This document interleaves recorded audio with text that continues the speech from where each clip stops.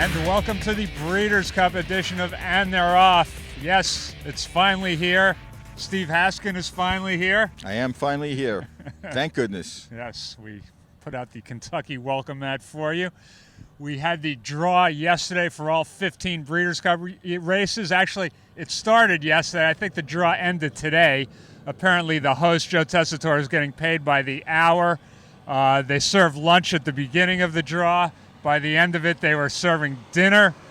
The draw actually lasted longer than Kim Kardashian's marriage did. Did you realize that? Yeah, I know now. Who's Kim Kardashian? 72 days and counting. All right. Steve Haskin, some interesting tidbits came out of the endless draw. What do you got? Is that all the draw was? Was what 3 hours or something like that? I think it did run 3 hours. Yeah, it seemed like longer. Half a baseball game. Yes, it was pretty interminable, but it was an interesting draw. I think one of the most interesting things that came out of it was the fact that Jackson Bend was actually entered in the sprint and not the dirt mile, which actually was a good move, I think. Don't you? That's what you took out of the draw? That's one of the things. You're off script here. I don't even know what you're talking about. I just threw that in, that's all. One of the interesting things, well, Steve... I'll get to it. Is that Bob Baffert seems to have a magnet. Yes, Bob Baffert once again. I mean, just like last year, we looked at it with looking at Lucky drawing post one. Yeah. And I don't know how many times he drew post one, and then he wound up drawing post one this year with Coyle in the Haskell. Well, guess what? He drew post one 4 times here. Yeah. You know, 4 times. Which ones here? We've got the Irish Gypsy in the Filly and Mare Sprint, Euro Ears in the Sprint, the Factor in the Dirt Mile, and the funny thing is that the one horse, Game On Dude, doesn't draw post one, but he would have been good in post one, so he draws post one with his other horse, Prayer for Relief, who's not good in post one, and now he's out of the race completely. Yeah, he got the post draw one fever, I think, after drawing post one. Exactly, it's uncanny. It's like Baffert has one of those magnets to fix the roulette wheel with, except exactly. it's haywire and it's going completely wrong on him. Unbelievable. Speaking of drawing the rail, another prominent rail drawer yesterday was Goldakova. We happened to be sitting a table away from all of the traveling lads from France when that was announced. A gasp went up from that table like "Sacre bleu," which I think is French for holy you know what. And then, but when we talked to them after the draw, I was like, "Oh, we're happy to draw the rail. No problem. We're much happier here than when we drew outside the last 2 years." It sounds like an American trainer. It sounds like French toast to me. Yeah, right. I think that was a little bit of covering one's rear end, but Goldakova's going to have to do it from the rail. At some point in that race, she's going to have to navigate out of traffic problems, it would seem like. Yeah, I mean, you listen, she could get lucky and she could get a good ground-saving trip.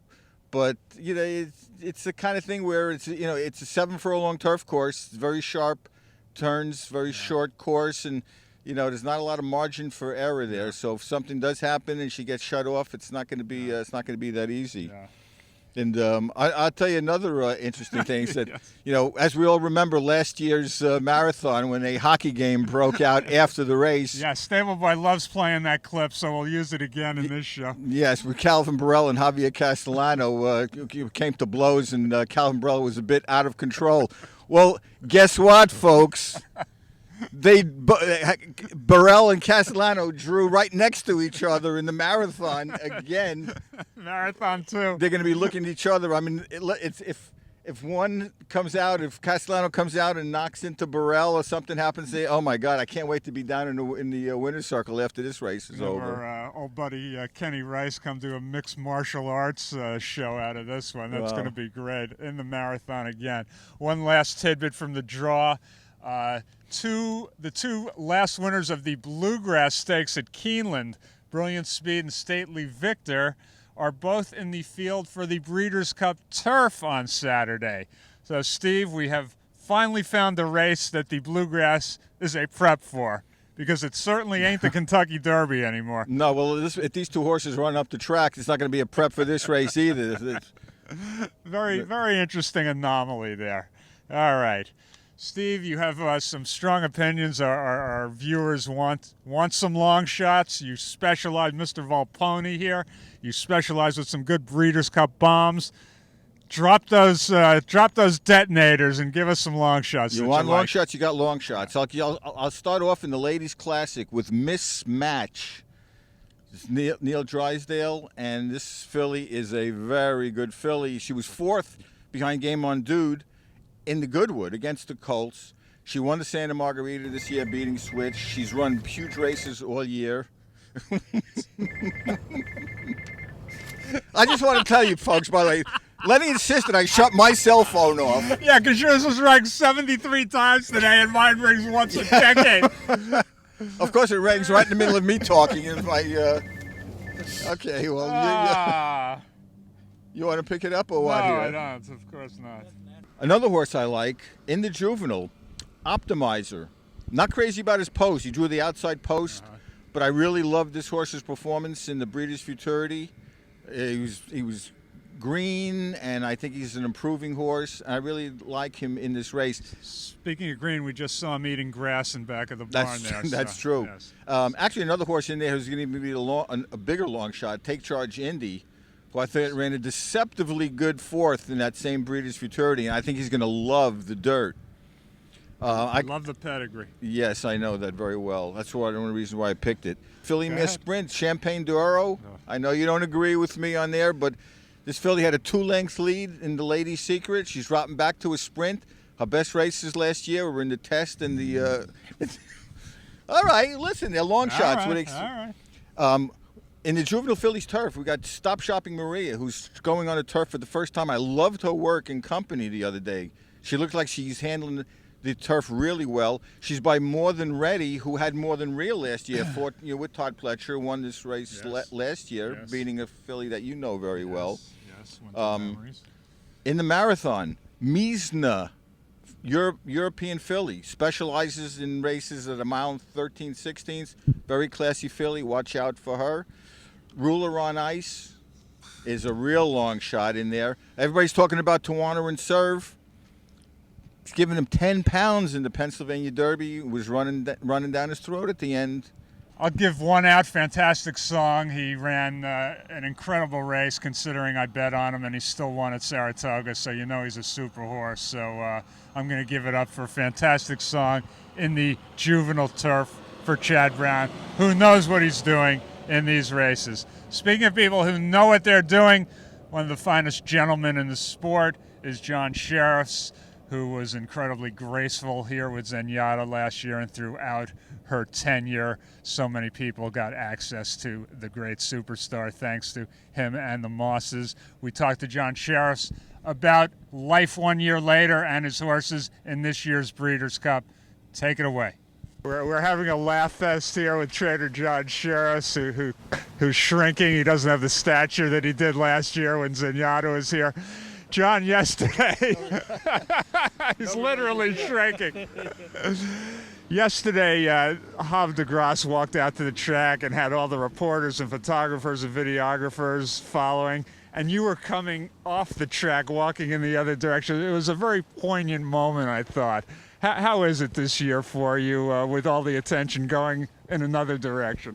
You know, that's what happens, right? Zenyatta's not in stall 15 anymore, so it's sort of passed the baton. But you know, it's great. It's great to be here again, and I have 2 wonderful horses running in the Breeders' Cup, so really excited about that. Yeah. Is it more relaxed for you? Everybody would love to have a superstar, obviously, but how is it just different for you personally?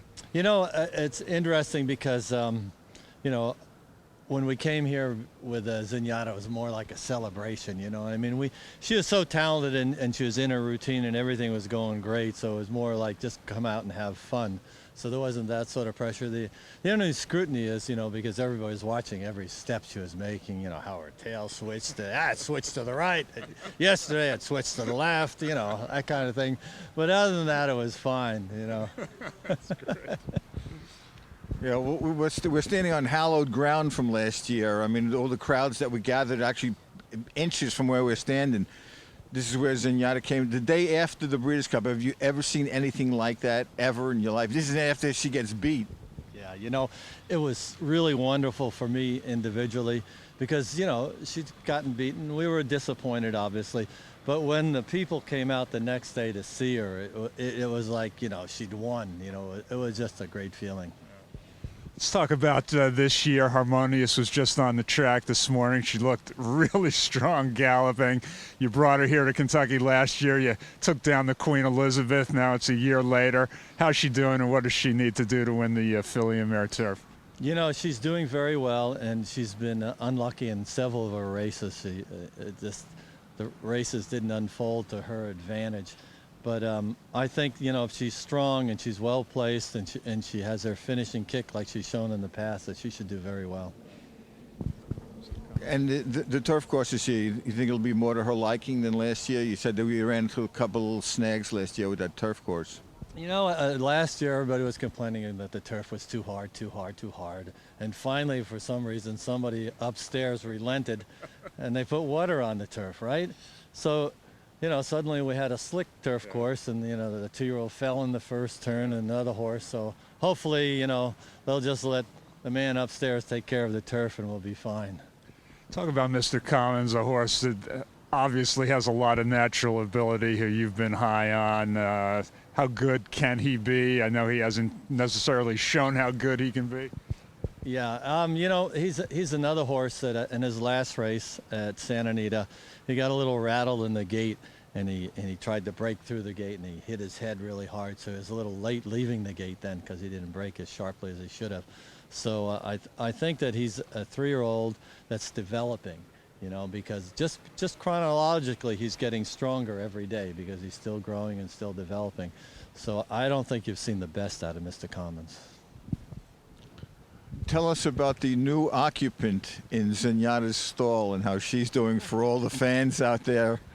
Oh, a Bluissant. Now that a Bluissant's Zenyatta's half-sister by Bernardini, and that's another thing that's probably made it really easy for our transition, because having a Bluissant is almost like having a piece of Zenyatta still there. And she has so many of the similar characteristics. It's really funny because she's got those big ears, you know, and she's just got that really wonderful personality, curious about everything, looking at everything, watching everything, what's going on, you know. So it's fun having her. Are you going to be part of the road crew in early March to see the Immaculate Conception happen when Zenyatta gives birth? Or are you going to leave that to the Mosses to take care of? You know what? I think I'll pass on that. You know, I'll be there, you know, after it stands and nurses, I think, you know. And starts training, maybe. Yeah. All right, John Schiartz, good luck in the mile and in the filly and mare turf, and we hope your stature grows this weekend. All right, thank you. It is that time, Steve. Now that you've given us 83 horses, I gave you 83 long shots. That's now, a big now give difference. us one winner on the Breeders' Cup event. I'm going to give you one winner. One winner. Go ahead. I've had a tough time deciphering the classic because of all the untangibles. Or intangibles. Let's start that again. All right, it's that time, Steve. You've given us 83 horses. Now give us a winner. A winner in the Breeders' Cup. I gave you 83 long shots. Yes. It was 15 races. I gave you a bunch of long shots. Hopefully there's a winner in there, but give us a winner That's all I now. need is one. So I actually have one winner for you. I've had a tough time deciphering the Breeders' Cup Classic because of all the intangibles in there. So you know what? I'm going to go right back to my original gut feeling and give you So You Think. All right. Aidan O'Brien's year. I can't make out the other horses. That's my pick. You are of the Mr. day. Classic. There's no question about that. Thank you. Go against them at your own peril, folks. So You Think for Steve Haskin. I have recently changed my best bet this morning. It's no way that you're going to make a lot of money. I fell in love with Turbulent Ascent on her way out and on the racetrack this morning. She is a fantastic-looking filly. She will be favored in the filly and mare sprint. She has a lot of brilliance to her. Coming off a 3-month layoff, that's the boogaboo, but she is brilliant. 6-5. Stable Boy. 6-5. Yes, Stable Boy. Do you know any of the horses in this year's Breeders' Cup? And if so, who are you picking? I know a couple of the horses. I looked at Havre de Grace. Is that right, Steve? It's actually Havre de Grace. If you want. Yeah. But yeah, I think she's got a good demeanor. Does demeanor Does Demeanor win Really? Breeders' Cup Classics? Is that demeanor or demeanor? The meaner, the better. All right. There you go. Yeah. The demeanor. Yeah, the demeanor horse. And really, Stable Boy's on a run with his fillies, so you might want to pay attention to that one. All right, everybody, it's going to be a great Breeders' Cup. The weather's going to be great, so enjoy wherever you are, and we will see you in a couple of weeks, and we'll see how many bombs Steve hit. Yes, well, hopefully we get a glorious day Saturday like we've got today. All right. Have a great one, everybody. Bye-bye.